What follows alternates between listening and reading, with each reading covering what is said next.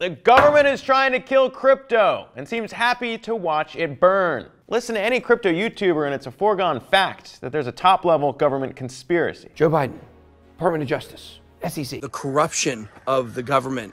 They're trying to take crypto down from within. At some point, I may have to chill or I might get killed. It's not that far-fetched. UFOs are real, came from a lab, and Tupac is alive and well in the metaverse. And when we talked to the whistleblower behind new claims of a government collusion to take down crypto, she didn't exactly deny it. Is the government working together, coordinated to kill crypto now? Well, that is the question. 2022 was a brutal year for crypto. We aren't going to relive that trauma, but it ended with the face of responsible crypto regulation behind bars and the government eager to crack down on bad guys. Of course, the government could have stepped in to stem the bleeding and instead pulled out its iPhone and started filming. So none of what happened in 2022 should come as a surprise to anyone in charge. Unregulated banking has historically never gone well, whether it's crypto or cash. History has shown without proper rules, bank panics cause incredible instability, losses, and as Senator Dick Durbin recently recounted from his firsthand experiences, the Great Depression. Families lost all their savings, runs on banks, businesses failing. It was a horrible moment. As the US has learned, regulating things can be extremely lucrative, particularly new and risky things. Take sports betting. Since becoming legal in 2018, more than half of states have some form of legal sports betting. And this is a country that also once banned alcohol, despite the fact that drunk driving kills over 10,000 people a year.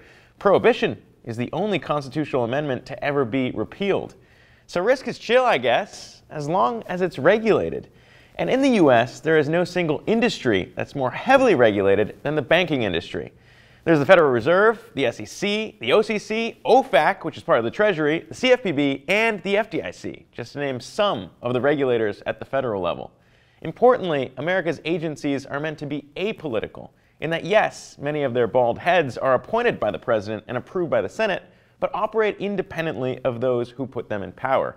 And that is where the conspiracy to take down crypto begins. In that same hearing bashing crypto, our good friend Dick Durbin also celebrates the reawakening of a coordinated effort to rein in the crypto industry. The industry is hoping dust will settle, things will quiet down.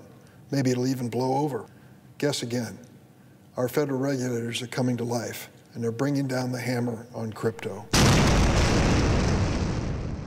And to kick off the year, the Fed, the FDIC, and the OCC released a joint statement highlighting the risks to banks engaging with crypto and strongly discouraged them from doing so. The Department of Justice's fraud unit also announced an investigation into Silvergate, the crypto bank of choice for FTX. After FTX collapsed, Silvergate suffered a massive bank run from panicked depositors trying to get their money out, withdrawing nearly 70% of the bank's deposits. In turn, Silvergate had to borrow more than $3 billion in emergency funding from a U.S. system originally designed to support mortgage lending in the 1930s. And when have emergency loans tied to mortgages ever gone wrong? What in the world is happening on Wall Street? So if regulators are a little nervous about letting crypto directly touch the heart of the U.S. banking system, maybe they have a point. And that is where the conspiracy to take down crypto gets interesting. Because if you're trying to avoid crypto panics like the ones that took down Celsius, BlockFi, Voyager, and very nearly Silvergate, there is still one thing you can do if you don't want to push a booming industry out of the US. Just don't allow leverage in crypto banks. Make them keep exactly as much cash on hand as customers have in deposits. Which brings us back to Wall Street vet and founder of Custodia Bank turned whistleblower, Caitlin Long. She set out to prove crypto can be done the right way. Custodia is licensed in Wyoming under a special statute where they're required to fully collateralize their assets. But the government isn't willing to hear their case on a federal level. Custodia just got denied a relationship with the Federal Reserve after a years-long process. No answer, no answer, no answer, no answer, no answer, and then suddenly, boom, answer. The answer is not just no, but hell no. It's all very behind the scenes. That secrecy behind decisions, like the one to deny Custodia Bank Fed membership, creates an aura of conspiracy, especially when she claims a high-level government official overruled the agencies she had been working with. Some of the staffers are really upset as well, that they got overruled by on high, but they don't take their, marching orders from the White House. So it might not be a true conspiracy, but it's hard not to see this as a perfect maneuver by regulators. They couldn't come after crypto in the bull run. It would have outraged the entire crypto community. But now that the house is burned down, regulators are showing up to the smoldering ruins with the fire hose, playing the role of hero. So should crypto go back to its punk rock roots and shrug off any attempts to regulate it? All the people that got fucked over by FTX, Celsius, BlockFi, and all the others in 2022 might argue against that. But if the government's plan is to set up impossible rules, fencing crypto off from the traditional banking system forever, while rejecting frameworks that could have prevented the cascading panic in 2022, then maybe they are ensuring crypto dies a slow death.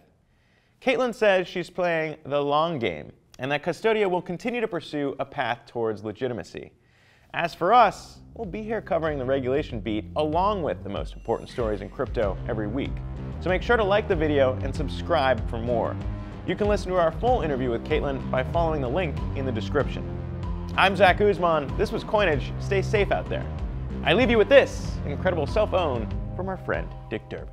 I left that hearing after some critical remarks about cryptocurrency, and a reporter stopped me in the hall, and she said to me, "How much money have you received in political contributions from FTX?" I said, "None." She said, "You're wrong. Look again." I looked. It's over $7,000, money that I did not solicit, but banked, not knowing what was really behind the money. We've given that money to charity, as you might expect, but they have more friends in high places than they have really good argument for their product. I think that we've got to be thoughtful and mindful as politicians that this industry has a lot of money riding on this bet, and we've got to be careful that we don't become so beholden to them that we lose our clear-eyed look at an entity which has hurt so many people already and is likely to do more in the future.